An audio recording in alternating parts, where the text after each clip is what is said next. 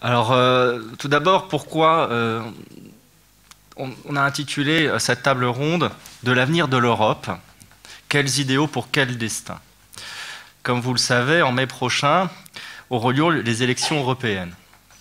Les citoyens de tous les pays européens vont être amenés à élire les nouveaux députés au Parlement européen. Depuis son origine, le destin de l'Europe semble intrinsèquement lié à la question, à la notion de l'idéal. Très tôt dans son histoire, l'Europe a conceptualisé et promu les notions de démocratie et de liberté pour mettre en place une société plus juste et progressiste. En ces temps où l'avenir de la construction d'une Europe solidaire et unie paraît de plus en plus fragile, les enjeux concernant les idéaux européens sont plus que jamais à penser, voire à remettre en chantier. Pour que l'Europe puisse faire vivre cet idéal qu'il a hissé comme un continent fécond et influent, il semble important de poser la question de l'avenir de l'Europe et donc de se poser la question des idéaux et de l'idéal de notre société, de la société européenne. Car l'Europe peut-elle rompre avec la notion d'idéal? Voilà la question. Cette notion si centrale au fond, la question de l'idéal qui apparaît dès la Grèce antique, qui nous pousse continuellement à nous ressourcer et qui semble faire partie de notre ADN d'Européens. C'est au nom, en effet, de l'idéal que l'Europe a su promouvoir la démocratie, les droits fondamentaux et les valeurs qui sont les siennes. La fin des privilèges et la volonté d'émancipation des peuples européens est la résultante des idéaux de liberté, d'égalité et de fraternité. À la fin de la Deuxième Guerre mondiale, quand s'affermit le projet d'une Europe politique, c'est au nom d'idéaux communs et partagés que les pères de l'Europe ont posé les premières pierres d'un édifice toujours en construction. À bientôt 70 ans de la déclaration de Robert Schuman, 27 ans aussi après le traité de Maastricht et 10 ans après l'entrée en vigueur du traité de Lisbonne, où en sont les idéaux portés par l'Europe? En tant que ciment de l'unité européenne, qu'aspirent aujourd'hui les peuples européens pour leur destin? Car, on le sait, le destin de l'Europe est toujours intrinsèquement lié à ses valeurs. Faut-il réenchanter nos démocraties par de nouveaux modèles? Face aux empires qui se montrent de plus en plus puissants et pesants dans les débats internationaux, comment pouvons-nous relancer l'esprit d'idéal qui nous meut et proposer une vision prospective en accord avec notre temps? Et donc pour cette table ronde, le patronage d'Aïe Vallès souhaite mettre plus particulièrement en exergue la notion de démocratie, d'égalité entre les femmes et les hommes, et l'idéal, comme vous l'avez bien compris. Donc je remercie Sébastien. Alors, je pensais tout au fond, tout au bout de la table, Monsieur Amboubakaz. Amboubakaz était donc adjoint au maire de Paris en charge de la démocratie locale et la vie associative pendant 6 années, entre 2008 et 2014. Et il s'est impliqué notamment dans les questions ayant trait à la participation citoyenne, au bénévolat et à l'innovation publique. Et depuis les années 80, il n'a cessé de s'engager sur les sujets européens. Côté de lui, je remercie aussi Sébastien Urbanski, qui est maître de conférence à l'Université de Nantes. Donc je le remercie de venir de Nantes aujourd'hui, spécialement pour l'occasion. Il est membre du Centre de recherche en éducation à Nantes, le CREN, et associé au laboratoire éducation culture politique. Et il étudie les croyances collectives, les contenus d'enseignement et le travail dans les établissements scolaires. Il a publié récemment l'enseignement du fait religieux, École République Laïcité, qui est publié au PUF, je crois. Et donc, il interviendra justement sur l'aspect laïcité en Europe. À côté de lui, Pierre Jérôme Hénin. Pierre Jérôme Hénin est ancien porte-parole adjoint de la présidence de la République et ancien collaborateur de Michel Barnier au ministère des Affaires étrangères et à la Commission européenne. À Bruxelles, il tient pendant 3 ans la fonction de porte-parole auprès du commissaire européen en charge de la politique régionale. Et en 2017, il fonde The Progressive Company, une agence de communication qui s'est assignée comme objectif de proposer une nouvelle façon de mixer l'analyse, le conseil, les contenus, la créativité, les réseaux pour aborder différemment les problématiques françaises et européennes. À côté de moi, Martine Lévy, qui est administratrice de la coordination française pour le lobby européen des femmes, qui dit CLEF, C-L-E-F. Donc Martine Lévy est spécialiste de l'Europe et elle est docteure en sciences politiques et auteure notamment de l'article « Construire l'Europe de demain avec les femmes, un enjeu démocratique ». Donc on va ouvrir cette table par l'intervention de Pierre Géraud-Ménin au sujet des valeurs. Voilà, on va poser directement ce sujet-là, des valeurs pour la construction européenne. Je vous donne la parole, monsieur Hénin. Merci beaucoup Stéphane. Merci à vous toutes et à vous tous. Comme le rappelait Stéphane, en effet, les conditions d'accès sont un peu particulières aujourd'hui, parce que je sais qu'il y a beaucoup de problèmes dans les transports. Le micro, on l'entend pas bien. Là, vous m'entendez mieux, là? Je voulais qu'il y ait un côté plus intime, c'est pour ça, intuitivement. Je suis très sensible à votre présence ici, parce que je milite pour les questions européennes depuis longtemps. Je sais que c'est un sujet que nombreux trouvent rébarbatif, et je trouve formidable qu'un samedi après-midi ensoleillé, un premier jour de printemps, avec des difficultés de transport qu'on connaît, en métro, en voiture, vous soyez tous et toutes réunis ici aujourd'hui. Et voilà, je trouve ça très bien. Et d'autant mieux qu'on est dans une période un peu particulière, puisqu'on est à un peu moins de 2 mois des élections européennes, du dimanche 26 mai, qui sera un moment important. Et j'espère qu'on aura une campagne à la hauteur des enjeux. Voilà.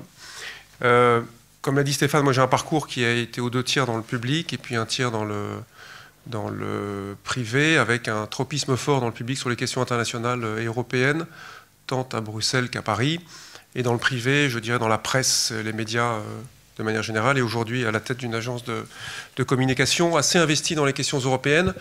À titre d'exemple, j'ai co-organisé une opération l'année dernière qui s'appelait les consultations citoyennes sur l'Europe, à l'initiative de la ministre chargée des Affaires européennes, Nathalie Loiseau, qui maintenant est tête de liste là, pour La République En Marche. Et, ils sont d'ailleurs en ce moment même leur meeting de lancement. Voilà, on a organisé une grande opération qui a consisté en l'organisation d'1 millier de réunions partout en France sur les questions européennes. Voilà. Moi, je vais faire un point, comme le rappelait Stéphane, sur les valeurs de l'Europe. Je vais commencer par faire un constat sur la crise que traverse l'Union européenne, pour ensuite rappeler quelles sont les valeurs de l'Union européenne, et notamment celles qu'on retrouve dans les textes, dans le droit européen, et pour ensuite vous parler rapidement d'un sujet sur lequel je travaille de manière assez récurrente, qui concerne les questions de communication et d'Europe.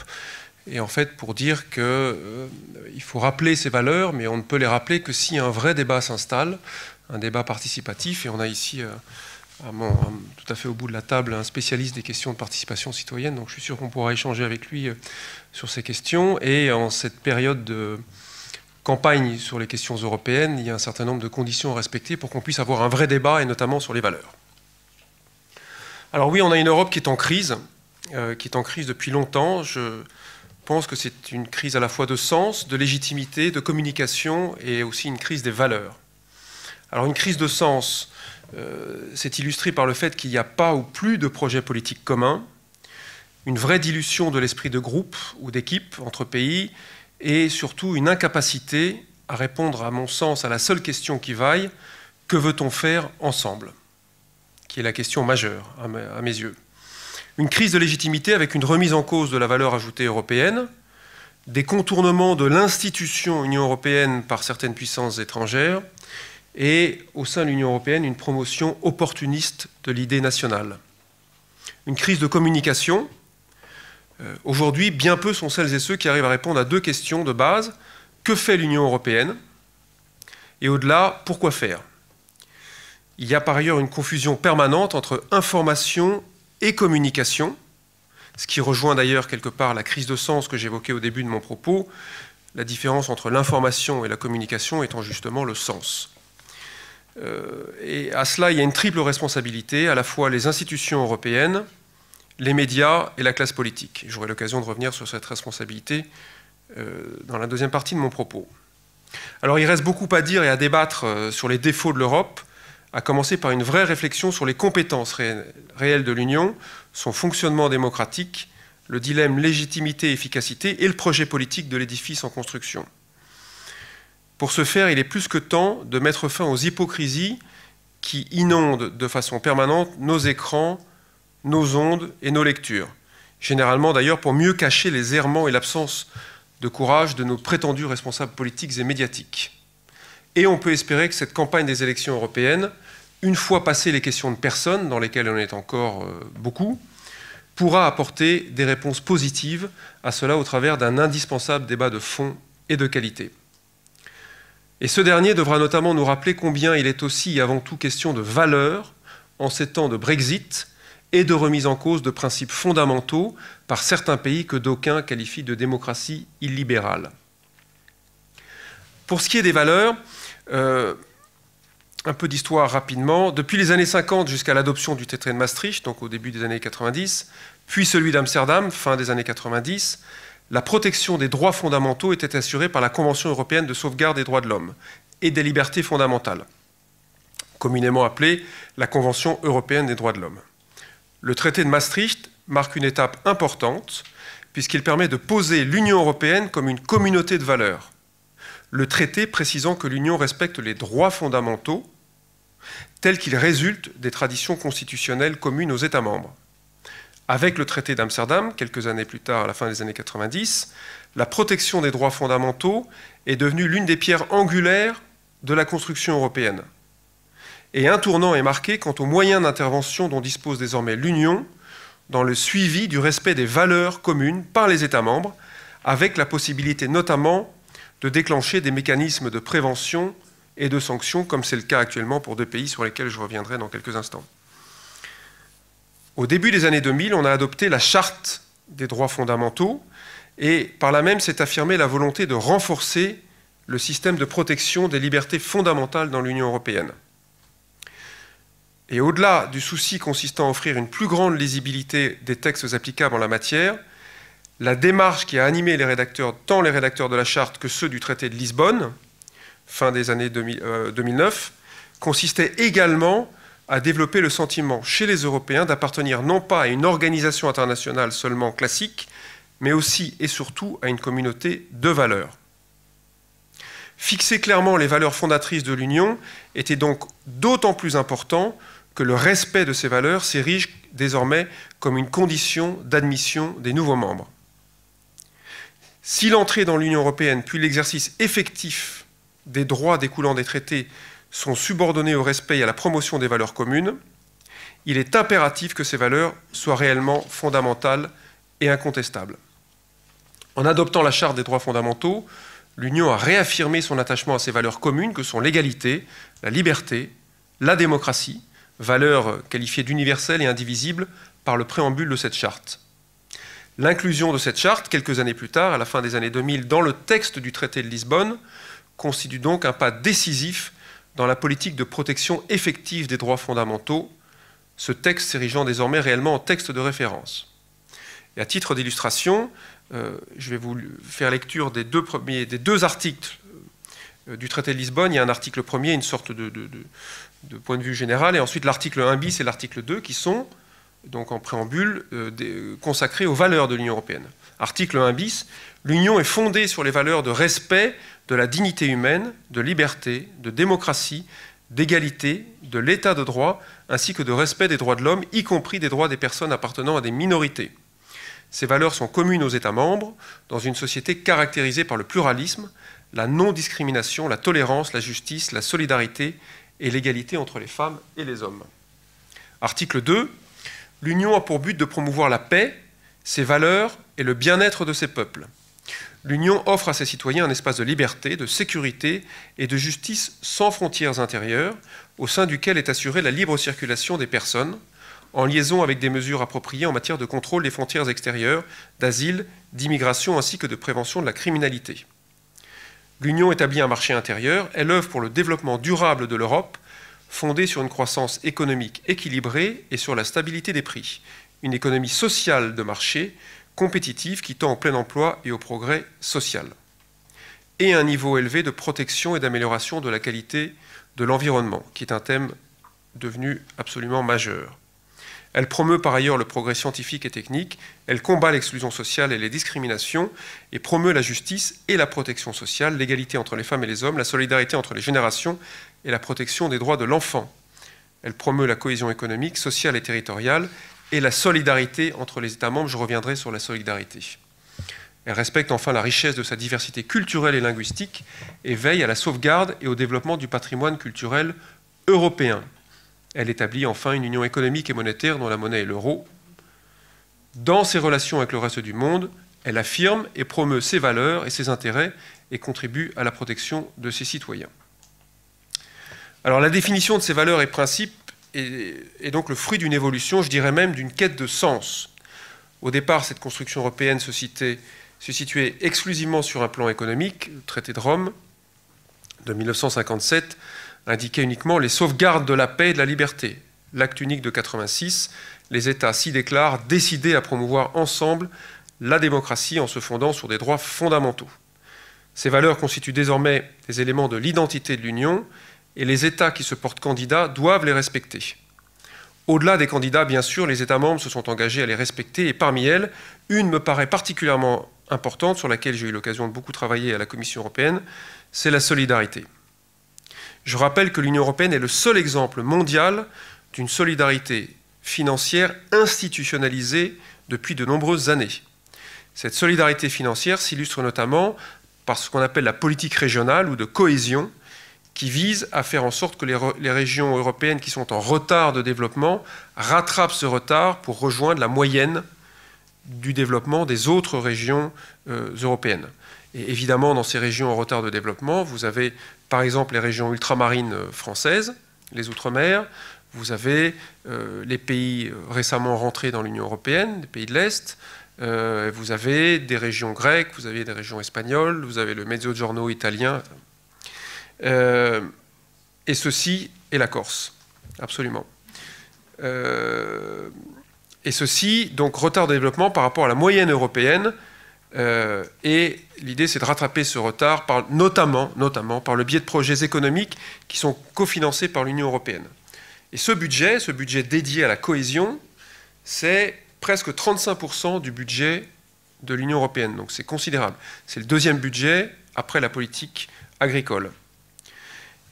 Et le principe, qui est un principe tout à fait unique, est que les pays les plus riches payent plus qu'ils ne reçoivent, et ce, au bénéfice des pays les plus en retard de développement, qui, eux, reçoivent plus qu'ils ne payent.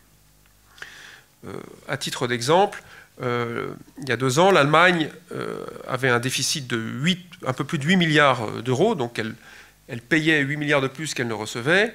La France, 3 milliards d'euros, même si la France, en 2017, est le pays qui a reçu au total le plus d'argent de l'Union européenne, un peu plus de 13 milliards, principalement au titre de la politique agricole commune et de cette politique de cohésion. Mais vous prenez un pays comme la Pologne, qui a un excédent, elle, de 8 milliards, donc elle reçoit 8 milliards en plus qu'elle ne paye, la Grèce, presque 5 milliards, la Roumanie, 3 milliards et demi. Donc ce principe de solidarité financière, qui est un principe institutionnalisé, qui est un principe dont on est en train de discuter la prochaine programmation, en ce moment, ce qu'on appelle les perspectives financières, est une construction unique dans le monde, basée sur la solidarité. Et elle est d'autant plus unique que, vous le savez, un budget, de manière traditionnelle, se discute tous les ans. En France, on discute tous les jours le budget, il y a un projet de loi de finances, etc. Chaque ministère dit « voilà ce que je veux, voilà ce que je veux ». Et puis vous avez Bercy, le ministère de l'économie, dit « toi tu as trop, je te prends là, je te prends là, je te prends là, je te prends là ». Bon. Et ça se refait tous les ans. Dans le système européen, vous avez des périodes budgétaires de 7 ans, ce qui là aussi est totalement unique. C'est-à-dire que pendant 7 ans, vous savez combien vous allez recevoir et combien vous allez donner. Ce qui permet à des pays qui ont des retards de développement, et là aussi c'est exceptionnel, de pouvoir planifier notamment des travaux d'importance, et ce à long terme. Quand vous avez une autoroute à construire, un port, une voie de chemin de fer, c'est beaucoup plus rassurant de savoir que pendant 7 ans, vous allez recevoir de l'Union européenne, je sais pas quoi, 3 milliards tous les ans pour les projets d'infrastructure. Voilà. Donc là aussi, ce principe de solidarité est tout à fait exceptionnel. Et on a tendance à l'oublier. Il disparaît dans le débat, laissant place à des querelles beaucoup moins opportunes. Mais c'est pour ça que je voulais un peu insister dessus. On peut en reparler si vous le souhaitez. Alors avec un Donald Trump président des États-Unis, le coup de tonnerre du Brexit, des différends profonds sur des sujets comme les migrations, Et la montée des populismes, tout ça, c'est clairement la manifestation d'une crise profonde. Et il faut rappeler que si l'Europe est la plus belle réalisation politique du XXe siècle, elle n'est rien sans les valeurs. Il n'y a pas de communauté politique sans les valeurs. La campagne pour les élections européennes à venir doit être l'occasion de le rappeler, mais cela ne pourra se faire de manière efficace que si certaines conditions sont respectées. Depuis trop longues années, l'Union européenne est non seulement très méconnue, mais elle sert surtout de bouc émissaire facile dans la plus parfaite hypocrisie. Rares sont les membres de la classe politique, française en particulier, qui assument en toutes circonstances le choix européen et ne tiennent pas un double langage bien commode. Sans parler de ceux qui ne disent jamais que la France vote à Bruxelles, par la voix de ses ministres, et à Strasbourg, par celle de ses députés européens. Qu'est-ce qu'on entend régulièrement lors des dernières campagnes pour les élections européennes ? Je cite celle de 2014, où un éminent homme politique français, grand européen s'il en est, à qui on a reproché dans son propre parti, un parti républicain d'importance, en lui disant « tu es trop européen ». Or, on ne peut pas critiquer l'Union européenne toute la semaine et demander aux Français d'être raisonnables le dimanche. Si l'Europe est notre avenir, il n'est plus acceptable que des seconds couteaux ou autres députés en mal de reconversion et ou de rémunération soient envoyés au Parlement européen. Confère la constitution des listes, telle que vous pouvez le voir actuellement. Et il suffit de regarder le pédigré de certaines personnes qui sont en position éligible, et vous comprendrez la teneur de mes propos. Il est temps de revenir à des têtes de liste et à leurs suivants éligibles, vraiment compétents et intéressés par les questions européennes. Les nombreux parachutages ont renforcé la défiance de l'opinion et ont rappelé à quel point ces postes étaient peu considérés par les responsables politiques, ainsi à la honte du résultat final. Je vous rappelle qu'en 2014, le parti qui a remporté les élections européennes, qui est aujourd'hui le parti français majoritaire au Parlement européen, est le Front National. Rassemblement national aujourd'hui. Ainsi, à la honte du résultat final s'ajoute une irresponsabilité coupable. Pour ce qui est des médias, peu nombreux sont ceux qui osent prendre l'Europe à bras-le-corps toute l'année, et non pas seulement quand il y a une forte actualité européenne, comme c'est le cas pour les élections. C'est-à-dire en décrypter les enjeux et les rapports de force, rappeler qu'il s'agit avant tout d'une aventure collective qui suppose effort, patience et compromis. L'Europe, ce n'est pas la France en plus grand. Au-delà d'une méconnaissance des réalités, certaines rédactions, dans les médias, entretiennent une manière d'opacité ou de présentation biaisée. L'approche démagogique et sensationnaliste sert plus sûrement les intérêts des extrêmes que n'importe quel discours. Pour créer les conditions d'un traitement aussi régulier que possible dans la presse, arrêtons de considérer que les questions européennes relèvent de la politique étrangère. Ce sont des questions de politique intérieure. Et elles existeront dans la durée quand elles seront traitées non pas exclusivement par les journalistes qui s'occupent de politique étrangère, mais aussi et surtout par les journalistes qui s'occupent de politique intérieure. Certains médias l'ont compris et ont tenté de changer les choses. Je pense notamment au journal Le Monde, qui a fusionné deux services, France et Europe, il y a quelques années, mais en fait, qui est revenu en arrière parce que la mayonnaise n'a pas pris. La presse, contrairement à ce que beaucoup disent, peut intéresser nos concitoyens à ces questions, aux questions européennes. Je prends pour exemple les nombreux débats qui ont précédé le référendum de 2005, qui en sont une parfaite illustration. Le raisonnement selon lequel l'Europe ne fait pas vendre est de courte vue et destructeur. Il ne sera possible d'y remédier qu'en commençant par le commencement, c'est-à-dire rendre les questions européennes obligatoires dans le cursus de formation des journalistes. Tant que l'Union européenne restera désincarnée, elle demeurera un objet de désintérêt et de raillerie. Le projet européen pour survivre doit être entraîné par des hommes et des femmes politiques qui mettent leur talent à son service. Méditons les exemples de Jacques Delors à la tête de la Commission européenne, l'engagement clair de Valéry Giscard d'Estaing ou de François Mitterrand. Aujourd'hui, force est de constater qu'en France ou à Bruxelles, personne n'incarne l'Union européenne de manière suffisamment forte, alors que chez les anti-européens, les leaders, comme Marine Le Pen par exemple, jouent parfaitement leur rôle et osent défendre leurs convictions pour donner de la chair à leurs propos. Les pro-Europe doivent oser se battre pour leurs convictions, leurs actes et le faire savoir. Enfin, il faut expliquer, trop peu l'ont fait, comment fonctionne le Parlement européen et pourquoi un vote pour les extrêmes affaiblit la France. Aujourd'hui, les grands groupes parlementaires s'organisent sans les Français au Parlement européen, trop peu nombreux en leur sein, alors que les élus du Front National ou du Rassemblement National n'ont pas réussi à créer pendant longtemps un groupe et ont brillé une fois de plus par leurs absences et leur incapacité à peser pour défendre les intérêts de leurs électeurs. Le vote protestataire peut, le cas échéant, trouver sa raison d'être à l'occasion, par exemple, d'un premier tour d'élection présidentielle, mais certainement pas au Parlement européen, où il faut bâtir des majorités à chaque vote, en particulier avec les grandes formations cohérentes que sont le Parti populaire européen, le PPE ou les socialistes et démocrates, les libéraux ou les Verts.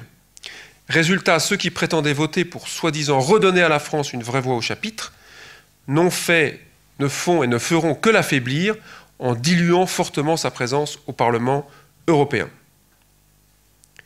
Comment espérer informer correctement sur les questions européennes, notamment en amont d'élections, comme maintenant, avec une telle instabilité ministérielle? Pour information, 13 ministres ou secrétaires d'État chargés des affaires européennes se sont succédés entre 2004 et 2017. À l'instar des parachutages de tête de liste, cela donne une furieuse impression de dilettantisme. Et ce, sans parler de la nature de la fonction, depuis longtemps en débat et qui mériterait certainement d'être revue.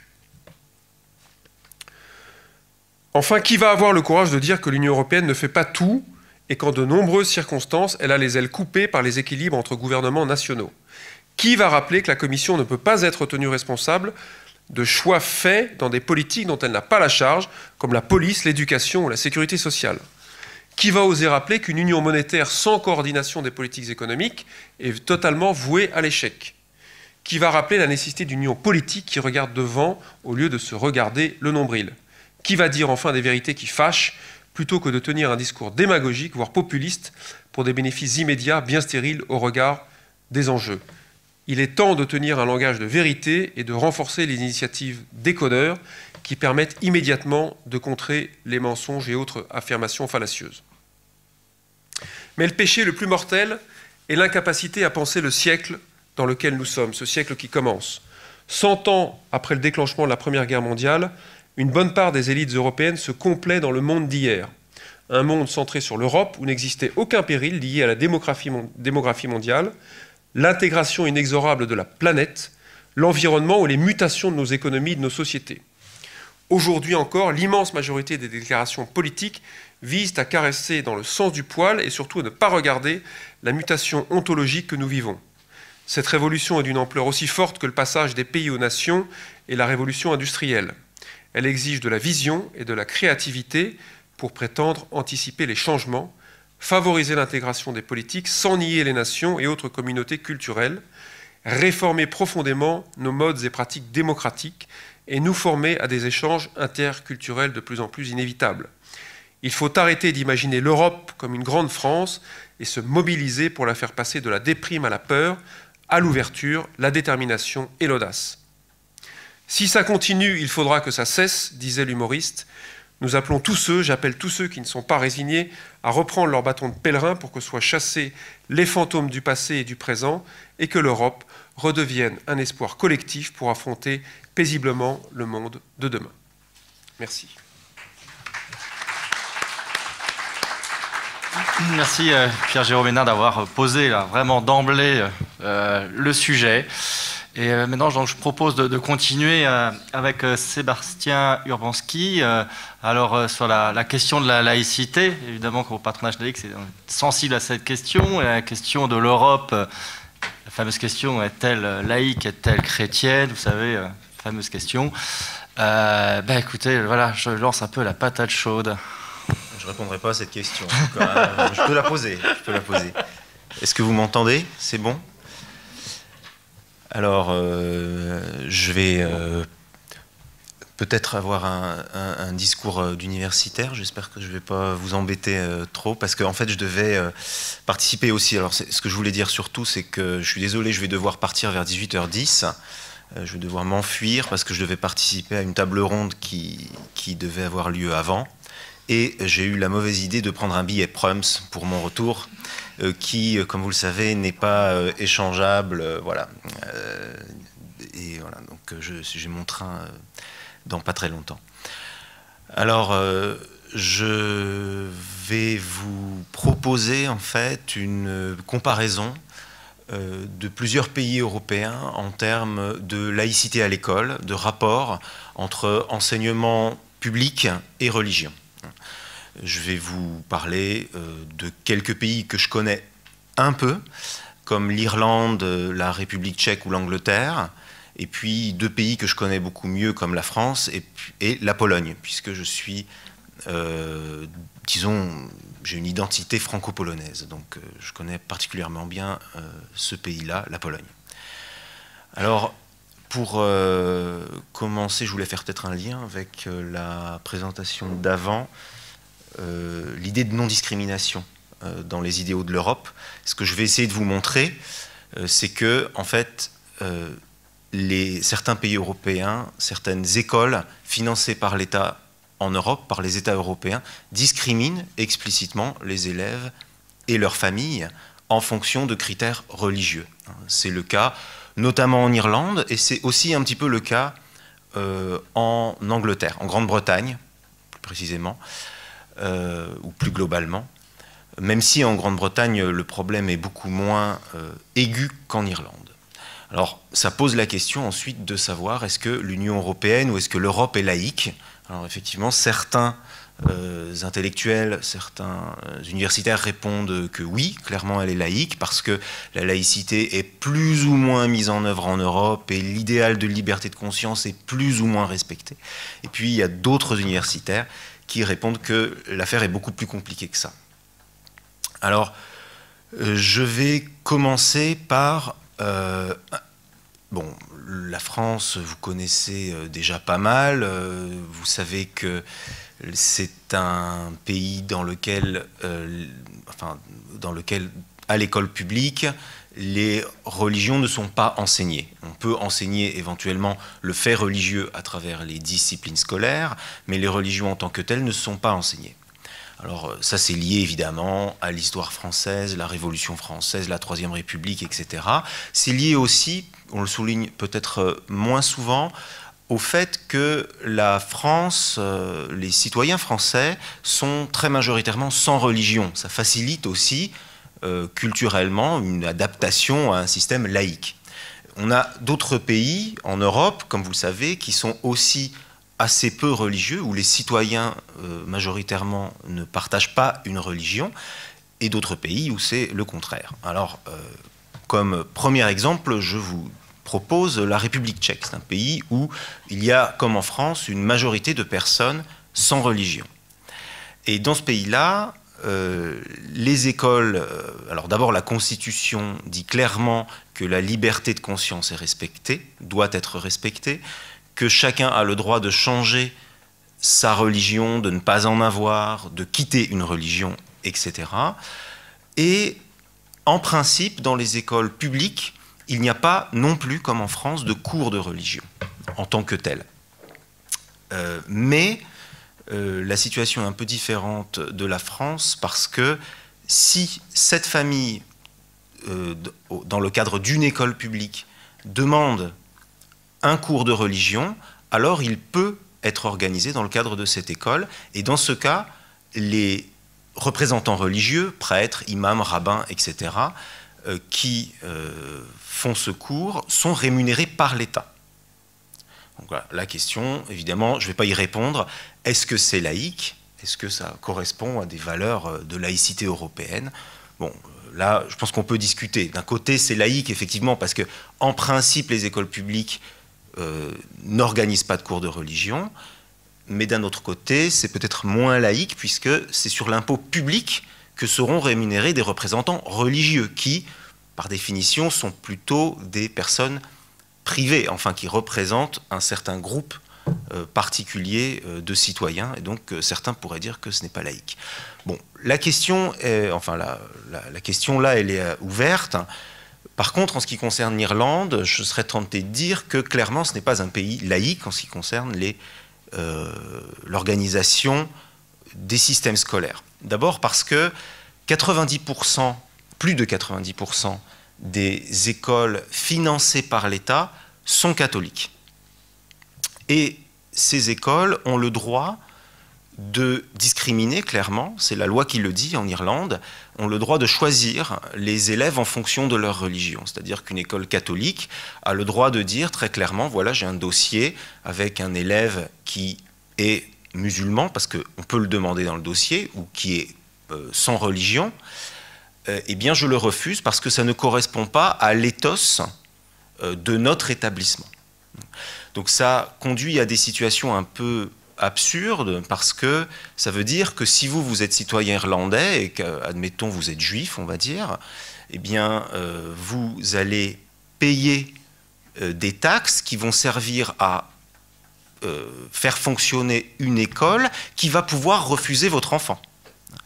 Et la question est encore plus difficile si vous habitez dans un lieu un peu isolé, pas forcément dans la capitale, où vous aurez des écoles catholiques autour de vous et l'école la plus proche, disons, juive ou l'école non dénominationnelle, comme on dit, non religieuse, sera située à 50 km, voire à 100 km, etc. Donc ça conduit certaines familles à faire baptiser leurs enfants alors qu'elles ne sont pas catholiques, uniquement dans le but de pouvoir les inscrire dans l'école de leur quartier, dans une école qui n'est pas trop éloignée de leur domicile. Et ça, c'est une chose qui est reconnue explicitement par le ministre de l'Éducation irlandais, Richard Bruton. Donc, c'est pas du tout, ce que je dis là, c'est pas du tout un secret, en fait, c'est tout à fait reconnu. Et ce qui est intéressant, je trouve, par rapport aussi à l'exposé précédent, c'est que l'Irlande, en fait, a demandé explicitement une exemption à la loi antidiscriminatoire européenne. Hein. Les termes ne sont pas exactement ceux-là. Hein. En Europe, enfin, en anglais, c'est l'Equality Act. Alors, je ne sais pas trop comment le traduire en français, mais voilà, il y a des règles européennes qui disent que vous ne pouvez pas discriminer en fonction de la religion, et l'Irlande peut le faire. Et comment ? C'est une directive. Voilà. C'est possible que ce soit celle-là, oui. Ça, j'ai pas exactement là le détail en tête tout de suite là. Et c'est la même chose pour la Grande-Bretagne d'ailleurs. Alors, je vous donne aussi pour vous, un extrait de la Constitution irlandaise qui donne un peu le cadre de ce système scolaire. Nous, peuple de l'Irlande, reconnaissant humblement toutes nos obligations envers notre Seigneur Dieu Jésus-Christ, etc., etc. C'est comme ça que débute la Constitution irlandaise. De la même façon, les enseignants n'ont pas un accès égal à la profession, enfin les citoyens irlandais n'ont pas un accès égal à la profession enseignante, puisque comme il y a une majorité d'écoles financées par l'État catholique et qu'elles peuvent refuser des enseignants qui ne sont pas catholiques ou pas assez catholiques, eh bien, ils peuvent ne pas trouver un emploi, hein, les citoyens qui voudraient devenir enseignants, s'ils ne partagent pas la bonne religion. Donc, alors ça c'est dans les textes. Dans les faits, ça peut être plus souple. Hein. On sait très bien qu'entre la loi et puis l'application de la loi, il y a toujours un écart. Mais bon, je ne vais pas rentrer dans les détails. Là, je reste au niveau de la loi. Alors, au niveau de la loi, d'ailleurs, c'est intéressant quand on compare à la France, puisque les écoles privées sous contrat, catholiques, n'ont pas le droit de faire tout ça, n'ont pas le droit de refuser ou de discriminer par rapport aux enseignants, de les licencier, voilà, de les licencier parce qu'ils ne seraient pas assez catholiques, même si ça arrivait dans les années 80, je crois, il y a une enseignante, par exemple, qui a été licenciée parce qu'elle avait été divorcée 2 fois. Et en fait, elle avait fait appel au tribunal, et le tribunal a répondu que, oui, l'école sous contrat avait le droit de défendre son caractère propre et avait le droit donc de licencier cette enseignante. Alors je pense qu'aujourd'hui, ça serait vraiment difficile de faire cela. Mais ça existe vraiment voilà, en Irlande, par exemple. Alors le système anglais, alors je ne sais plus, ça fait à peu près 10 minutes, il me reste 10 minutes, je crois, c'est ça, à peu près. Oui, c'est ça, à peu près. À peu près, d'accord. Alors,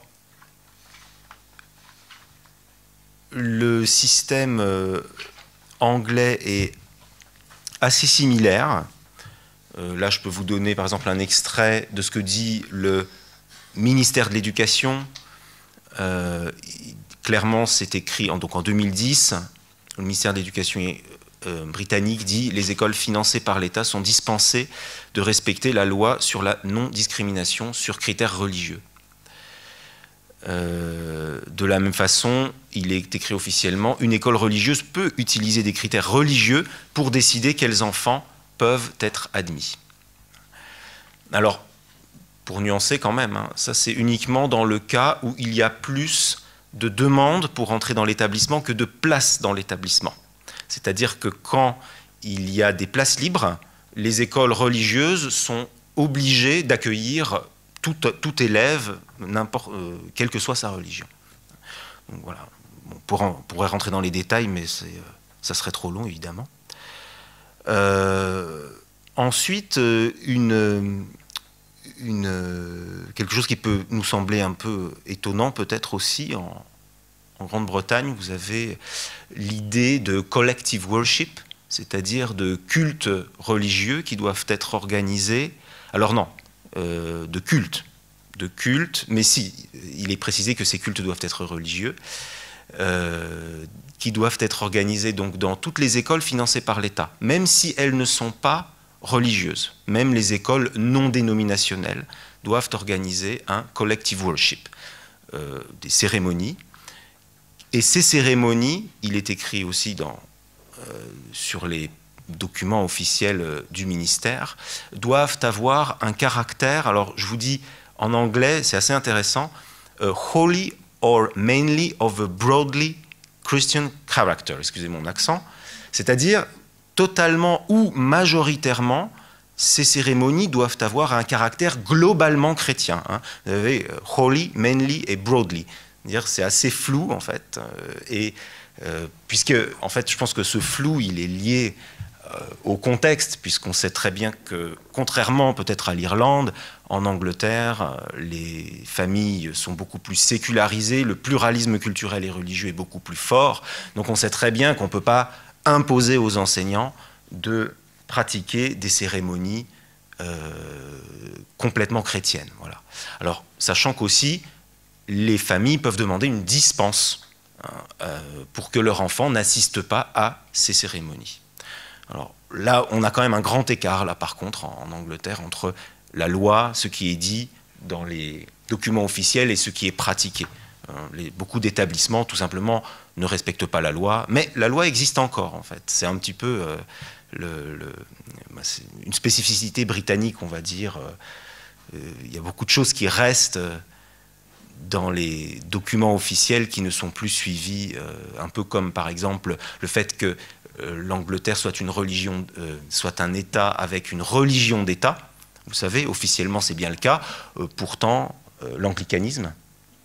Et pourtant, on sait bien aussi que si vous ne partagez pas cette religion, vous n'aurez pas forcément de soucis si vous allez en Angleterre. Alors, je voudrais, pour finir, en fait, vous dire quelques mots maintenant sur la Pologne. Je ne vais pas pouvoir faire tous les pays européens. Ils sont 27, je crois, dans l'Union européenne, si je me souviens bien. 28 maintenant. Ah oui, j'anticipe un peu, là, effectivement. Oui, tout à fait. Donc un pays que je connais bien, donc la Pologne, sur lequel d'ailleurs j'ai écrit plusieurs textes. Alors vous savez que la Pologne qui a été mentionné d'ailleurs tout à l'heure, ce pays-là, hein, qui donc reçoit beaucoup plus d'argent qu'il n'en donne à l'Union. Et c'est un pays qui peut-être d'ailleurs ne fera plus partie de l'Union européenne dans une dizaine d'années, je ne sais pas, on verra. L'Église est très... Pardon ? Il y a du scoop, là. Disons, quand on suit les débats politiques en Pologne, il y a beaucoup... Cette question-là est très, très, très en avant. Voilà. Est-ce qu'on reste ou est-ce qu'on... Voilà. Et puis le Brexit est très... Oui, voilà, c'est tout à fait. Alors, je pense qu'ils attendent de regarder comment ça va se passer avant de décider vraiment, peut-être. Là, effectivement, il y a peut-être des tentations de sortir, mais d'un autre côté aussi, les gens, ça a l'air compliqué quand même. En plus, il y a effectivement, je crois, le côté strictement économique, ou même si idéologiquement on veut sortir de l'Europe, il n'y a pas grand intérêt à le faire finalement, quoi. C'est pire que l'intérêt, c'est négatif. Entre la population qui est immigrée, je dirais l'argent qu'ils reçoivent, l'implantation de toutes les entreprises allemandes et autres dans le pays, je veux dire d'un point de vue économique, c'est impossible. Je veux dire, sauf à avoir une catastrophe, ou alors à... Pardon. Pardon, est-ce que bon, ça va rien. Peut-être, ouais. Je ne suis pas assez spécialiste de ces questions économiques, mais c'est vrai. Mais par contre, bon, il y a cette menace qui est portée par pas mal de partis politiques, et notamment celui qui est aujourd'hui au pouvoir, hein. C'est un parti eurosceptique, le parti Droit et Justice. Alors moi je vais me centrer plutôt sur les choses que je connais vraiment précisément. Donc l'Église est très puissante. Je vous donne un exemple que vous connaissez peut-être, mais je crois que ça vaut le coup quand même de le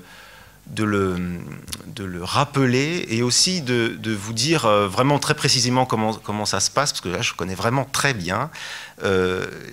L'Église catholique, par exemple, a demandé à ce que l'avortement soit interdit. Il est déjà interdit en Pologne, mais qu'il soit interdit même en cas de viol.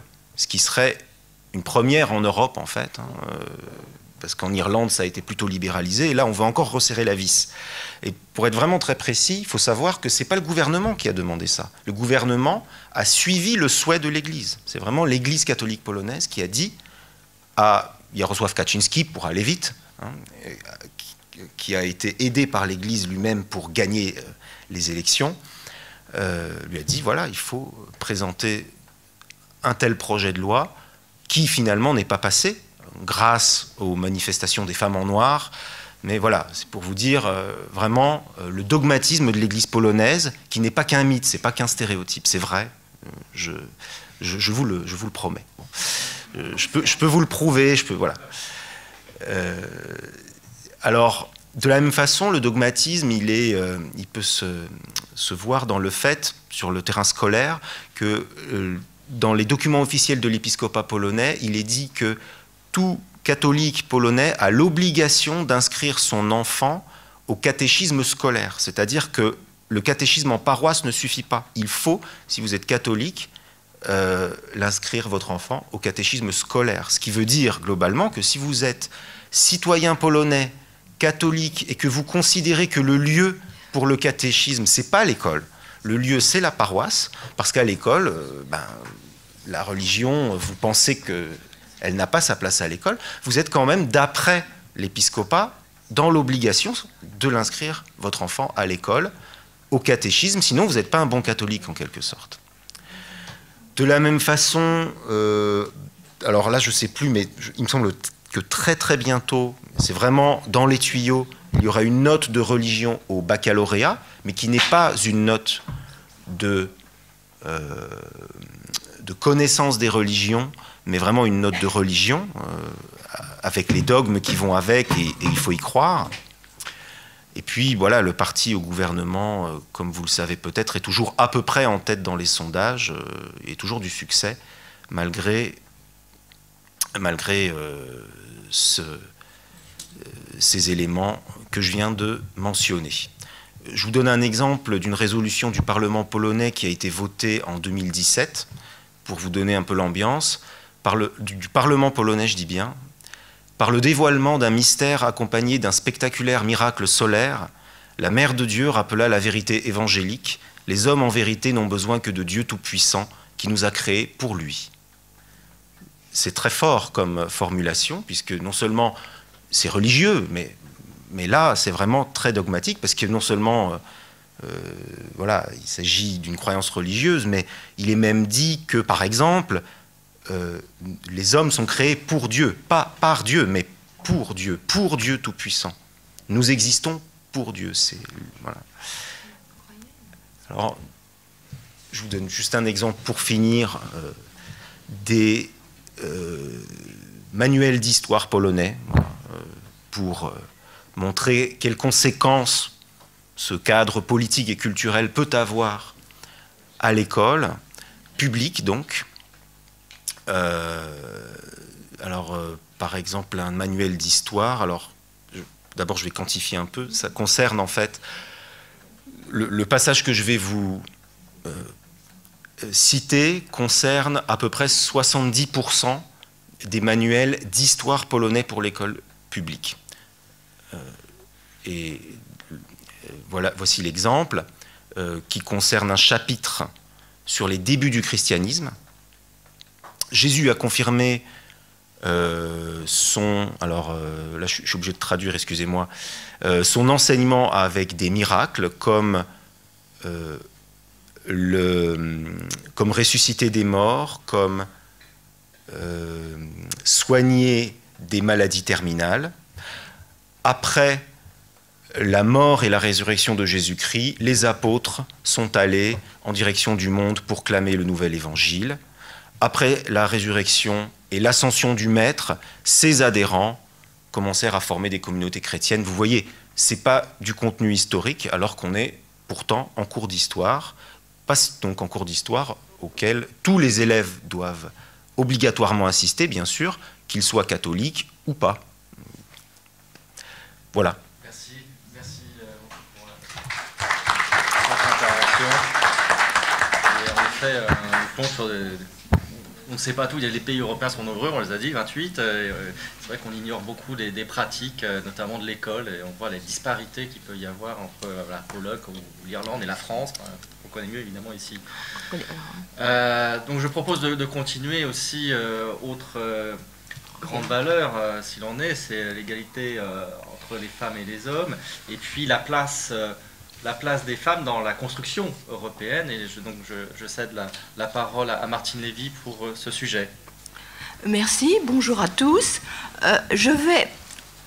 D'abord, je vais commencer de dire d'où je parle. Je suis effectivement administratif de la coordination française pour le lobby européen des femmes, qui est un réseau de plus de 60 associations françaises.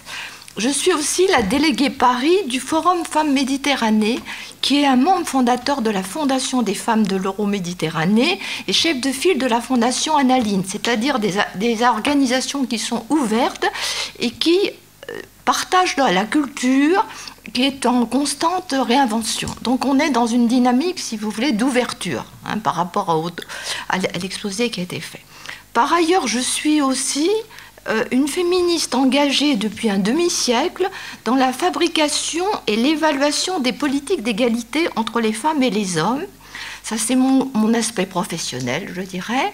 Et parallèlement, une activiste avec les femmes d'Europe, solidaire des femmes des autres continents. Donc je voudrais d'abord, en introduction, par rapport à ce que je suis, vous expliquer, si vous voulez, comment l'égalité femmes-hommes et les valeurs, si vous voulez, de l'Europe sont portées en Europe. Le féminisme organisé, en fait, en Europe, est porté par le lobby européen des femmes, qui est une coalition d'organisations qui porte la voix des femmes en Europe, avec plus de 2000 organisations qui sont issues de 31 pays membres, y compris d'ailleurs la Pologne, non sans difficulté, puisque le lobby a formé en fait des réseaux, des coordinations d'associations de femmes après l'élargissement, en fait les premiers et deuxièmes élargissements, et il y a eu un travail très important sur les méthodes, les pratiques, comment, et si vous voulez, le contenu aussi de l'Europe. Et d'autre part, le lobby a 19 réseaux spécialisés. Si vous voulez, je pense qu'un certain nombre d'entre vous doivent appartenir à des réseaux comme les femmes diplômées de l'enseignement supérieur, ou les femmes agricultrices, ou les femmes juristes, les femmes roms, les femmes business and professional women, qui sont plutôt des femmes chefs d'entreprise. Si vous voulez, donc ce sont des réseaux extrêmement diversifiés de toute l'Europe, plus un certain nombre d'organismes de soutien. Donc, globalement, si vous voulez, l'ensemble de nos associations, nous sommes mus par des valeurs qui sont mises en pratique par une analyse et une action avec une stratégie élaborée en commun et qui exprime en quelque sorte la mobilisation des mouvements féministes démocratiques par rapport à ce qui a été dit jusqu'à présent. Donc, ce qui caractérise nos mouvements, en fait, c'est une grande pluralité. C'est-à-dire que ce sont des mouvements pour les droits des femmes, des mouvements de solidarité en faveur de l'amélioration de l'action publique qui visent toutes les femmes sans exclusive, l'universalité de la condition des femmes, mais aussi des pratiques spécifiques, c'est-à-dire la lutte contre les mutilations sexuelles, l'ensemble des violences, mais ainsi que l'ensemble des discriminations de toute nature, qui sont des obstacles pour le partage du pouvoir que nous sollicitons en termes de parité politique ou de parité économique. Donc, ce qui veut dire qu'en fait, l'ensemble de nos organisations ont ce qu'on appelle une perspective féministe. Ce que ça veut dire que c'est l'intégration des questions relatives aux droits des femmes, de toutes les femmes, en fonction de leur diversité d'origine, de conditions, d'orientation sexuelle ou de conviction, donc d'orientation religieuse, dans les politiques à tous les niveaux, que ce soit au niveau local, national ou européen. Et que toutes, si vous voulez, en fait, l'objectif dans cette politique telle que nous la mettons en œuvre, c'est effectivement de traiter les femmes comme sujets, de rompre avec leur invisibilité, mais aussi de rompre avec, si vous voulez, ce qu'on appelle la polarité de la femme coupable ou la femme victime. C'est-à-dire que ce sont des femmes adultes, en quelque sorte, en tant que personnes, si vous voulez, reconnues, sujets de droit, mais pas seulement sujets de droit, sujets sociaux et citoyennes. Et l'idée, si vous voulez, c'est de faire reconnaître les femmes et toutes les femmes, y compris les femmes immigrées, donc celles qui ont des statuts particuliers ou qui sont particulièrement vulnérables, comme ayant elles-mêmes une capacité d'action. Donc, si vous voulez, donc ça, c'est notre position. Alors, je dirais, ça c'est le cadre dans lequel on intervient, si vous voulez. C'est-à-dire qu'il y a une méconnaissance aussi. La méconnaissance au niveau européen, elle est à la fois du cadre juridique, du cadre politique, la manière dont fonctionne le national par rapport à l'européen, mais aussi l'ensemble des réseaux et des acteurs au niveau européen. Et c'est vrai que autant au niveau national, on a des acteurs assez éclatés, au niveau européen, si vous voulez, avec le lobby, qui existe depuis 1990, si vous voulez, il y a une coordination et un travail collectif qui effectivement essaie de faire vivre et améliorer l'ensemble, si vous voulez, de la situation des femmes en Europe. Donc je crois que, si vous voulez, cette action collective, et donc grâce à ces actions, on a une connaissance, si vous voulez, de ce qui se passe en Irlande, de ce qui se passe en Pologne, de ce qui se passe en Tchéquie, en Italie, au nord, au sud. Si vous voulez, ça donne, si vous voulez, ça permet d'avoir un reflet des défis, des enjeux politiques, et donc de favoriser la participation aussi des femmes à l'ensemble, si vous voulez, des mouvements politiques, culturels, des travaux d'études, un certain nombre de choses dans l'ensemble de l'Europe, et donc ça permet, si vous voulez, ce qu'il faut voir, c'est que le lobby, en partie, est quand même assez globalement, comme beaucoup de réseaux européens, cofinancé par la Commission européenne. Donc c'est l'Europe elle-même, et ça c'est quelque chose qui est ignoré, qui finance, si vous voulez, les activités de réseau. Donc il y a le réseau, donc nous c'est le réseau des femmes, mais vous avez un certain nombre de réseaux, si vous voulez, vous avez des réseaux de caractère social, des réseaux à caractère professionnel, qui sont des groupes qui sont là pour mettre ensemble les sociétés civiles, pour effectivement les faire exprimer et essayer de faire vivre ces valeurs qui sont dans les textes. Je crois que c'est très important, et même par rapport, si vous voulez, au fonds européen ou un certain nombre de programmes européens comme Horizon pour la recherche, si vous voulez, la perspective, il y a, si vous voulez, des appels d'offres auxquels ces réseaux européens et notamment le lobby peut participer de façon à prendre pied dans l'Europe, si vous voulez, et concrètement, c'est-à-dire que paradoxalement, autant c'est difficile pour des organisations nationales, si vous voulez, de participer directement à l'Europe, autant en participant via des réseaux européens, on peut participer aux plateformes sociales, à un certain nombre, si vous voulez, aux organisations qui s'occupent des familles, enfin un certain nombre de réseaux qui existent au niveau européen et qui sont effectivement soutenus par l'Europe et qui peuvent concrètement, si vous voulez, à la fois agir au niveau européen et sur leurs gouvernements qui prennent en fait les décisions au Conseil, si vous voulez, pour favoriser les actions. Donc c'est un mode d'action, si vous voulez, qu'on n'a pas évoqué jusqu'à présent et que je voulais signaler parce que c'est important, si vous voulez, qu'il y ait une société civile européenne. C'est-à-dire qu'il y a un certain nombre de choses qu'on ne voit pas, qu'on ne comprend pas, mais il y a une société civile, si vous voulez, qui est issue de notre propre société civile. Donc il n'y a pas que le Parlement, il n'y a pas que les politiques. Et cette société civile, comme la société scientifique aussi, tous ces collectifs, si vous voulez, qui participent à l'Europe, sont quelque chose qui donne chair, si vous voulez, à la réalité de l'Union européenne. Si vous voulez, c'est vrai que dans les journalistes, dans l'ensemble de la presse, on ne voit pas cette réalité, mais c'est quelque chose d'important. Donc je vais maintenant en venir, si vous voulez, au contenu en quelque sorte de l'égalité, puisque c'est ce qu'on m'a demandé, mais j'ai voulu réagir, si vous voulez, par rapport à ce qui a été dit précédemment, parce que je pensais que c'était important de montrer qu'il y a des choses qui se passent, qui sont intéressantes, et que même si c'est insuffisant, c'est déjà mieux, si vous voulez, et ça permet de faire évoluer, hein, de faire pression sur nos propres gouvernements, notamment. Donc, si vous voulez, là... Alors, s'agissant de nos valeurs, si vous voulez, moi je me centre en fait sur les combats des droits des femmes comme levier pour une Europe où les droits humains qui sont prévus dans les traités, la charte que vous avez bien lue, en quelque sorte, sont mis en pratique au bénéfice de société. C'est-à-dire que nous, si vous voulez, notre rôle, c'est comment arriver à faire vivre et concrétiser, à la fois au niveau européen, mais aussi en faisant pression, en allant voir les ministres, en allant voir les élus, les parlementaires, enfin, vous voyez, un certain nombre de structures pour le faire agir. Donc, c'est en fait toute cette société, nous sommes des activistes en quelque sorte. Et donc, on essaie de mobiliser les leviers. Et je crois que c'est très important d'en prendre conscience. Je voulais quand même, si vous voulez, faire quelques réflexions, parce que les choses ne sont pas aussi simples ou faciles qu'on peut le penser. Par rapport aux droits, si vous voulez, à l'égalité, vous les avez lus. Donc, on a à la fois l'égalité femmes-hommes, c'est une valeur, mais c'est aussi un objectif de l'Union européenne en termes de réalisation. Donc, si vous voulez, c'est quelque chose qui est très fort, c'est quelque chose qui se construit, qui était très légèrement évoqué dans le traité de Rome, mais en fait qui a été essentiellement mis en place à travers un certain nombre de directives, depuis la première directive de 1975, et puis avec la Cour de justice européenne qui a permis, si vous voulez, de mettre en œuvre l'Europe.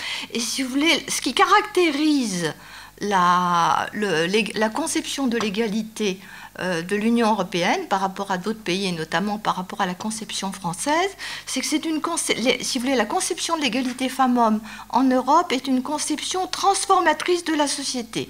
C'est-à-dire qu'il ne s'agit pas seulement de donner des droits et de formellement appliquer les droits, mais c'est sans modification des relations entre les hommes et les femmes, sans soutien, si vous voulez, en termes des moyens sociaux et des modalités, on ne peut pas atteindre l'égalité. Donc, si vous voulez, c'est une certaine conception qui, par rapport à la France, si vous voulez, est très différente. C'est-à-dire qu'en France, il a fallu attendre 2014 pour que le concept d'égalité réelle s'impose. Alors que, si vous voulez, on avait des textes sur l'égalité, mais c'était l'égalité formelle. C'est-à-dire qu'on postulait l'égalité. Ce qui fait que quand on postule l'égalité, si vous voulez, c'est vrai que derrière on se bat, les organisations syndicales se battent, les organisations patronales parfois contribuent aussi, les entreprises contribuent, si vous voulez, à faire évoluer les choses en fonction de l'économie, mais c'est quand même plus difficile que quand on pose dès le départ que l'objectif c'est l'égalité réelle et qu'on cherche, si vous voulez, à transformer les conditions qui rendent possible cette égalité.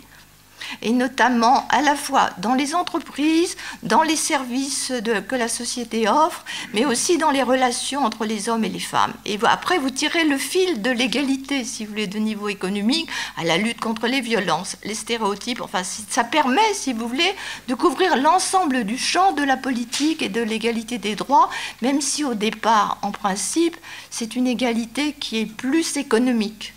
Hein, je crois qu'il faut, si vous voulez, voir le processus tel qu'il fonctionne. Donc, si vous voulez, alors, je voudrais quand même, donc je disais que j'allais donner un bémol, si vous voulez, le problème, c'est que entre la dynamique, si vous voulez, de l'égalité qui s'est développée au début des années 70, avec les premières directives et, si vous voulez, le montage des premiers réseaux de femmes, etc.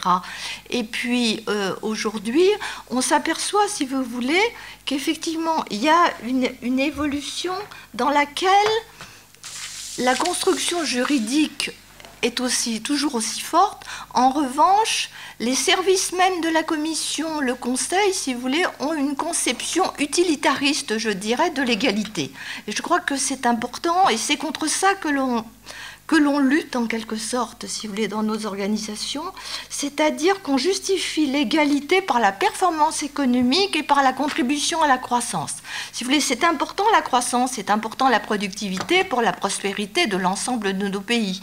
Mais en fait, conditionner en quelque sorte, d'une certaine façon, ne serait-ce que psychologiquement, la réalisation de l'égalité, donc la mise en œuvre de valeurs, à des résultats économiques, c'est quand même un problème. Et ça, c'est un problème, et c'est un problème collectif, et c'est un problème que nos pays, à partir de la crise, la première crise de 73, et surtout après, si vous voulez, ont en fait accentué. Parce que moi, j'insisterai par rapport à ce que vous avez dit, il faut bien se rendre compte que toutes les décisions qui sont prises au niveau européen sont prises par le Conseil. C'est-à-dire que quand on recule et quand on a des problèmes sur le plan au niveau économique ou sur un certain nombre de décisions, les décisions, elles sont prises par le Conseil, même si depuis 10 ans, on a maintenant un certain nombre de pouvoirs du Parlement européen qui ont été renforcés et qui sont en codécision, comme on appelle ça, mais que globalement, la structure clé, c'est le Conseil. Et donc, ce sont nos gouvernements qui portent conjointement la responsabilité des décisions et d'un certain nombre de problèmes qui sont dénoncés, si vous voulez, de ci, de là. Donc, en tant qu'organisation de femmes sur l'égalité, on n'a pas, si vous voulez, à se plaindre d'une certaine façon, puisque les choses progressent, mais, si vous voulez, en même temps, il y a un certain... Si vous voulez, sans vigilance, on se rend compte que très vite, à certaines périodes, sur certaines décennies, on peut reculer. Par exemple, je citerai 3 cas dans lesquels, si vous voulez, il y a eu des difficultés. Ces trois exemples, si vous voulez, c'est d'abord en 2011, si vous voulez, le passage de la structure en charge de l'égalité, de la dimension emploi et sociale à la dimension droit, c'est justice. Ce qui veut dire qu'en fait, si vous voulez, qu'on considérait que ce n'était plus la peine d'agir au bénéfice, si vous voulez, des catégories, d'une certaine façon, les plus démunies, les plus en difficulté, et qu'on considérait qu'il ne s'agissait que d'appliquer les droits. Si vous voulez, on est dans une dimension qui est beaucoup plus juridique au lieu d'être plus économique et sociale. Et je crois que c'est important, si vous voulez, de voir qu'en fonction où la structure se trouve. Et notamment, cette évolution s'est accompagnée, si vous voulez, de deux choses. La première chose, c'est un recul à partir de 2005 des contraintes qui étaient imposées pour la gestion des fonds européens au regard de l'objectif d'égalité. C'est-à-dire qu'il y a eu, si vous voulez, une inclusion progressive jusqu'à, disons, 1995-2000, des obligations en matière de réalisation de l'activité avec les fonds européens qui sont, comme cela a été indiqué, des moyens, des leviers très importants. Je crois que ça a représenté, par exemple, je donne des exemples, pour l'Espagne, 15% de l'investissement public. C'est-à-dire que l'ensemble des routes, des chemins de fer, si vous voulez, toute la rénovation de l'Espagne, du Portugal, ont été faites avec les fonds européens. Il en est de même des centres universitaires scientifiques. Vous voyez, je veux dire, ce sont des fonds très importants. Or, si vous voulez, les contraintes imposées pour avoir une mesure de l'effet d'impact sur l'égalité, sur la situation des femmes par rapport aux hommes, et donc sur l'inclusion dans les campagnes, dans les villes, si vous voulez, la prise en compte des problèmes a diminué. Et on en est resté, si vous voulez, à un phénomène juridique. Et je crois que c'est important de le signaler, parce que ça, on le sait, parce qu'il y a quelque chose, si vous voulez, qui est resté, et qui est quand même très important, qui est, si vous voulez, le maintien de ce qu'une des chercheuses appelle le triangle de velours. Le triangle de velours, si vous voulez, c'est la complicité qu'il y a entre d'une part, ce qu'on appelle les fémocrates, c'est-à-dire les responsables administratifs ou politiques qui ont la compétence, qui connaissent comment fonctionne le système communautaire, d'une part, les associations du type de celle à laquelle je participe, et donc le lobby, les organisations qui sont dans le système, et les chercheurs. C'est-à-dire que vous avez 3 piliers qui font système et qui se soutiennent et qui, avec l'appui des analyses, avec l'appui des associations qui font pression et avec, si vous voulez, la complicité, je dirais, des personnes qui sont à des postes intéressants dans la machinerie à la fois communautaire et dans les machineries nationales, on ne peut pas faire reculer l'égalité. Mais même si c'est toujours difficile de la faire avancer, parce que dans tous nos pays, on considère que ce n'est pas forcément prioritaire. Donc, si vous voulez, et ça, c'est des choix politiques, mais qui sont liés au choix des populations aussi. C'est-à-dire que je crois qu'il faut bien se rendre compte qu'on a, si vous voulez, les gouvernements qu'on mérite et qu'on veut, puisqu'on est quand même dans des pays démocratiques, et qu'il y a des moments où on considère que c'est prioritaire, que d'autres moments c'est pas prioritaire, et que dans ces cadres-là, en fait, on a les conséquences au niveau national, au niveau régional, mais aussi au niveau européen, puisque c'est l'absence de maîtrise du système par les concitoyens. C'est-à-dire qu'on parle beaucoup, quand on parle d'Europe et pour les élections actuellement, on ne parle pas forcément, si vous voulez, de ce qui est en fait déterminant pour le fonctionnement de la machine, que souvent les journalistes ne décrivent pas et donc pour lesquels on a des difficultés. Alors ce que je voudrais, si vous voulez, indiquer, c'est que donc, par rapport aux enjeux d'aujourd'hui et de demain, ce qui est, nous avons, si vous voulez, il nous semble que c'est important et nous avons des objectifs stratégiques, si vous voulez, que nous avons définis collectivement ensemble pour effectivement arriver à faire bouger les choses. La première chose, c'est d'éliminer toutes les formes de violence. Ça, on en parle beaucoup depuis un certain nombre d'années, mais ça fait déjà, si vous voulez, il n'était pas évident, à part à s'appuyer pour les valeurs, que la Commission européenne et que le Conseil, si vous voulez, au départ, si vous voulez, se penchent sur ces questions. Or, en fait, il faut bien voir que vous ne pouvez pas avoir d'égalité si vous avez de violence. Donc, si vous voulez, à partir de l'égalité femmes-hommes, l'ensemble des conditions dans lesquelles les femmes et les hommes vivent ont été prises en compte. Vous voyez ce que je veux dire? Et c'est comme cela, si vous voulez, qu'on arrive, si vous voulez, à avoir des leviers d'action sur l'ensemble des champs. Donc, d'abord la violence comme étant une contradiction pour la possibilité d'évolution vers l'égalité. Mais c'est aussi tout ce qu'on appelle, si vous voulez, la culture sexiste. Donc c'est effectivement défier et transformer la culture sexiste. C'est aussi pour nous très important ce que nous appelons l'économie soutenable. Ce qui veut dire la transformation d'une économie où effectivement on a actuellement un groupe de travail européen qui se penche sur la question, c'est sur comment mieux prendre en compte le bien-être, le soin et la justice sociale dans le fonctionnement de notre économie, sans, si vous voulez, abandonner la dynamique économique. Donc, si vous voulez, c'est tout un travail de partenariat avec les économistes pour voir comment on peut arrêter. Bon. Donc, je vous ai apporté là-bas un certain nombre de documents, puisque je ne vais pas avoir le temps.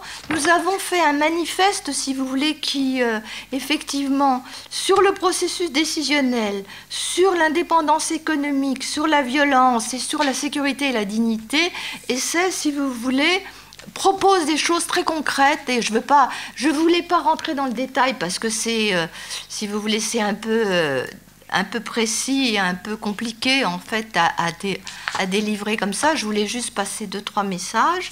Et donc c'est je crois que nous, on a, si vous voulez, en termes d'un programme très clair pour les élections. On espère que globalement, dans les programmes, à la fois dans les listes, on aura la parité, mais aussi que dans les programmes, on prendra en compte, si vous voulez, la lutte contre les violences, les questions de santé, l'économie, enfin l'égalité. Ce que l'on propose, par exemple, sur ce point sur lequel on n'arrive pas à bouger, qui est l'égalité de rémunération, c'est que tous les ans, on diminue de 5 à 10% l'écart. C'est-à-dire qu'on prenne des mesures incrémentales, c'est-à-dire que progressivement, plutôt que de dire on va éliminer les inégalités de rémunération, ce qui est quand même quelque chose de très difficile, c'est de le faire par petites étapes, de façon à pouvoir mesurer qu'on y arrive, et que donc au bout d'un certain nombre d'années, si vous voulez, les 16% ou les 15% irréductibles auront disparu. Voilà, je crois. Donc je vais conclure. J'arrive pas à voir ici. Merci, Martine Lévy. Donc, dernière intervention, Abou Bouakkaz. Alors, on a eu les valeurs, après on a eu la laïcité, on a parlé de l'égalité femmes-hommes. Alors, peut-être que vous pouvez introduire sur la participation citoyenne, la démocratie. Enfin, je vous laisse le soin d'introduire le sujet par rapport aux valeurs européennes. Bien. Écoutez, je pense que vous êtes tous un peu fatigués. Alors je vais totalement vous déprimer. Parce que souvent, quand on parle d'Europe, on mythifie le début. Il y a un problème? Il y a quelqu'un du public qui... Il y a quoi? Faut que ça se... Ah, je parle trop fort. Voilà, ah, pardon, mais je voulais vous réveiller, j'étais un peu inquiet. Vos applaudissements étaient fort chiches pour l'interlocutrice précédente, et je voulais pas faire un four, vous comprenez? Je suis un tribun, alors j'ai encore une tenue. Bien, on mythifie ou bien on oublie le début de l'Europe.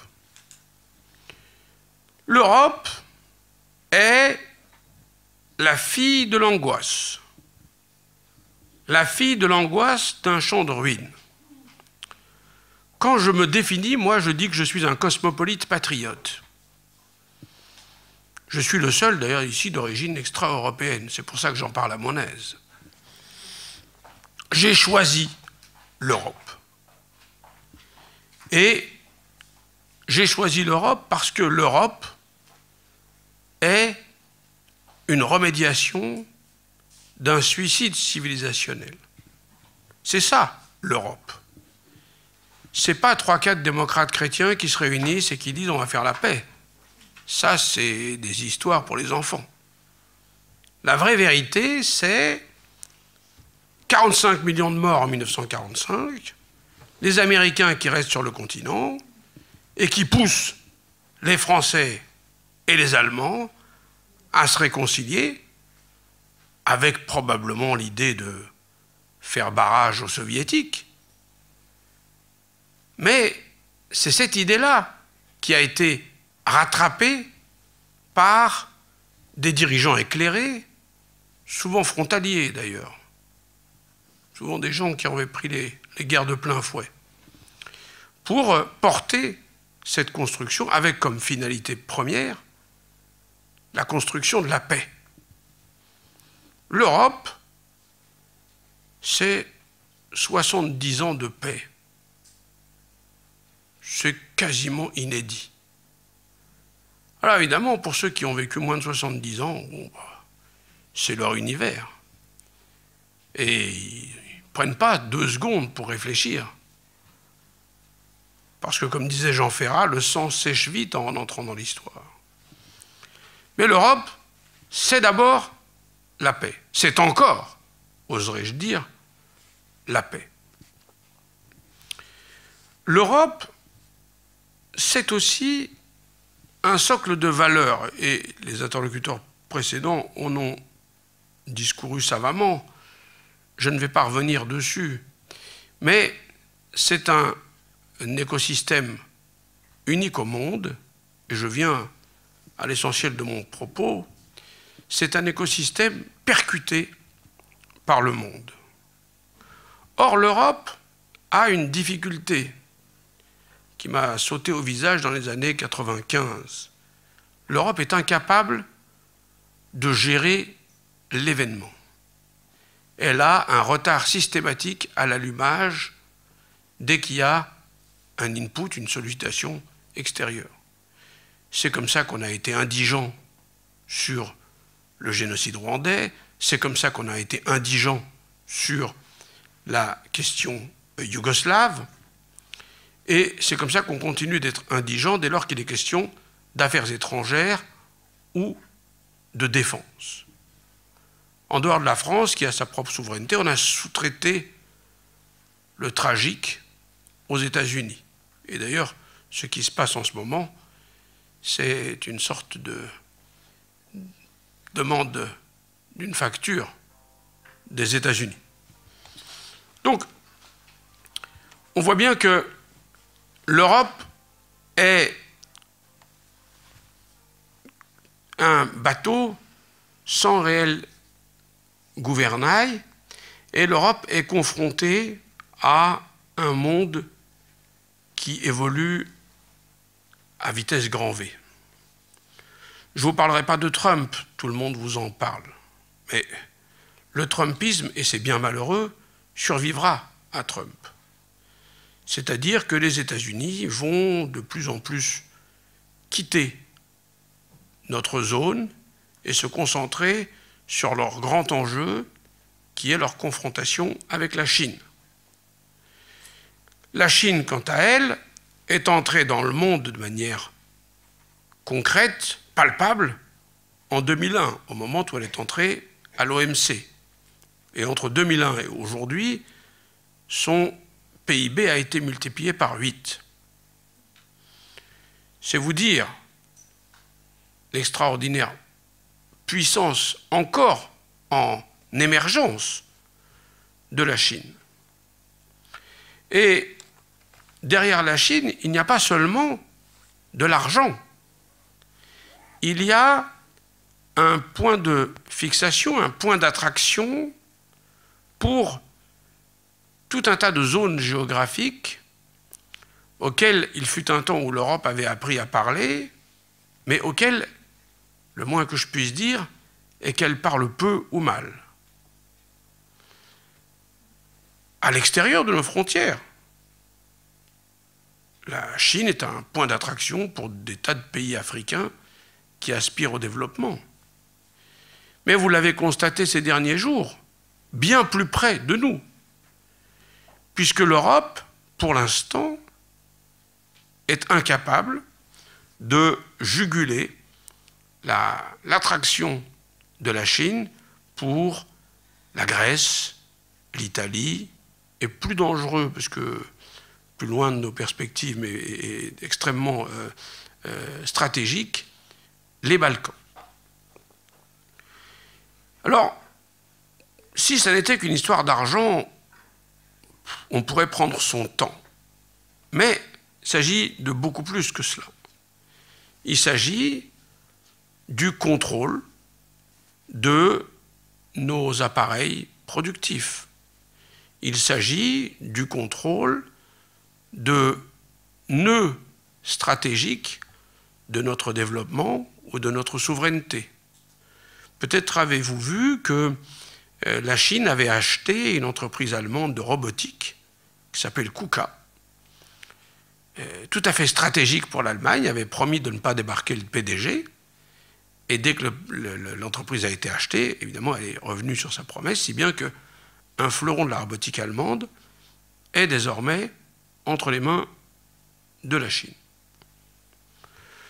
Alors, c'est stratosphérique quand on en parle comme ça, mais ça recouvre une réalité tangible. Je ne sais pas si vous avez entendu ce qu'a dit Drouet, ou je ne sais plus quel gilet jaune fatigant ou fatigué. Il a dit un truc du genre « Ah, de toute façon, le régime va tomber et un militaire va prendre le pouvoir » ou quelque chose de cet acabit-là. Et ça dit quelque chose sur le caractère faible de la foi en l'Europe, qui serait prêt à mourir pour l'Europe? Qui serait prêt aujourd'hui à mourir pour nos valeurs? Et pourtant, mes prédécesseurs les ont décrites, elles sont sublimes. La solidarité, l'union dans la diversité, enfin, un socle de valeurs absolument formidable. Fort peu de gens. Tout se passe comme si le totalitarisme n'était plus un danger. Il est presque attendu. Il n'y a plus de consensus antitotalitaire. Et ça, c'est extrêmement dangereux. Parce que finalement, ça dit à quel point nos démocraties sont affaiblies.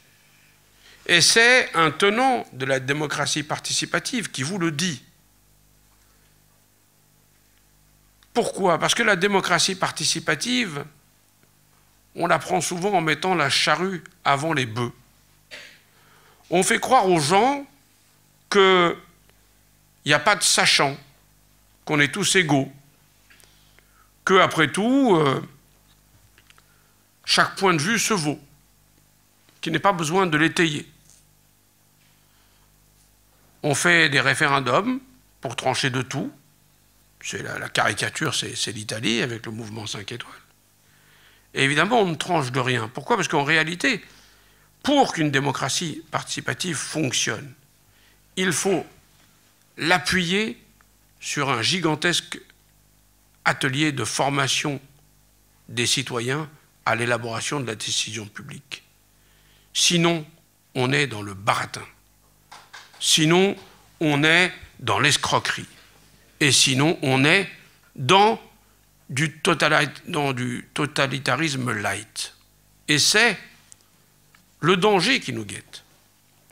Je ne reviens pas sur ce qu'a dit Pierre Jérôme sur les listes aux élections européennes. Pour l'instant, il faudra être extrêmement motivé pour aller voter. Ah, nous qui sommes autour de la table, on arrivera à se donner le coup de pied là où il faut pour y aller. On ne sera pas très regardant. Bon, chez moi, c'est un peu une manie, mais vous vous y mettrez. Mais voyez-vous, c'est une occasion manquée. Alors qu'il y a des signaux, quand même, qui nous disent que si l'Europe va mal, l'Union européenne ne va pas si mal que ça. Vous avez vu comme l'Union européenne a fait front face au Brexit? Vous avez vu comme aujourd'hui, c'est la démocratie anglaise qui tremble un peu sur ses fondations. Oh, je ne m'inquiète pas pour elle. Par parenthèse, l'Europe est un club de vaincus. Je reviens à mon analyse historique parce qu'il me semble qu'elle est très importante. L'Europe est un club de vaincus. Seule l'Angleterre avait gagné la Seconde Guerre mondiale. Bon, et nous, Français, on écrit l'histoire pour qu'on l'ait gagné quand même. Mais, vous voyez, non mais, si on regarde les choses sérieusement, je crois que c'est Brzezinski qui disait ça, que la France avait trouvé dans l'Europe une réincarnation, l'Allemagne une rédemption. Mais tout de même, c'est un club de vaincus. Et ça explique aussi pourquoi l'Angleterre a une posture différente de la nôtre par rapport à l'Europe. Il faut dire à nos enfants que l'Europe est un club de vaincus et que la paix, la concorde entre nous n'est pas acquise et que construire un espace dans lequel il fait bon vivre, il fait bon circuler, il fait bon échanger, cela mérite que l'on se lève, tous. Il faut redonner foi dans ce modèle. Il faut l'améliorer, peut-être le démocratiser, peut-être trouver des moyens d'inclure encore plus de gens. Mais si on n'avait pas fait la construction européenne, la situation des personnes handicapées en France serait moyenâgeuse, disons-le. C'est grâce à la force du lobbying pays du nord de l'Europe que l'inclusion a droit de citer. Je crois, madame, vous avez dit excellemment combien les femmes avaient objectivement bénéficié du modèle européen. L'Europe n'est pas une communauté qui ne profite qu'aux riches. L'Europe ne profite pas qu'aux entreprises, même si, rien n'étant simple, on voit bien à quel point les positions des pays, relatives des pays par rapport à la question de l'exportation et de l'importation jouent dans leur manière de réagir. Typiquement, vous avez vu combien l'Allemagne freinait des cas de fer pour taxer les GAFA. Parce que l'Allemagne est exportatrice de tas de biens aux États-Unis et qu'elle craint la rétorsion. Quand vous avez un déficit du commercial abyssal, vous avez moins peur. Vous voyez ? Mais l'Europe est une chance pour tous, pour peu que on ne se berce pas d'illusions, qu'on se rende compte dans quel monde nous vivons, pour peu qu'on cesse de sous-traiter la souveraineté, la défense, les relations internationales aux États-Unis. Par parenthèse, la France a une lourde responsabilité là-dedans. C'était avant qu'on arrive. Mais si la CED en 1954 avait été adoptée, peut-être que l'Allemagne ne serait pas rentrée dans l'OTAN et peut-être qu'une Europe de défense se serait constituée. Donc il faut... Chacun doit prendre sa part. Donc, si on revient sur nos valeurs, si on forme nos citoyens, si on fait une sorte d'Erasmus interne, qui forme nos citoyens à l'élaboration de la décision publique et à la manière dont les décisions publiques s'élaborent au niveau de l'Europe, je crois que on peut ouvrir une belle période d'approfondissement pour l'Europe. Paradoxalement, le fait que le populisme s'agrège, c'est très curieux. Je vous ai commencé en disant que j'étais un cosmopolite patriote. Aujourd'hui, on assiste à une sorte de cosmopolitisme des nationalismes. C'est très inquiétant. Un siècle après la fin de la guerre de 14, on est un peu angoissé à l'idée qu'on revienne si brusquement en arrière. Le Parlement prochain sera un Parlement probablement plus intéressant parce que moins consensuel. J'espère que ceux qui militent pour un approfondissement de la construction européenne arriveront à convaincre parce que c'est notre avenir. Nous n'en avons pas d'autre. Et donc nous devons nous battre sans illusion, mais avec ferveur, pour que l'Europe survive et que nos enfants puissent vivre dans ce microclimat qui, même s'il est imparfait, est probablement l'endroit où il faut le meilleur vivre dans ce monde. Je vous remercie.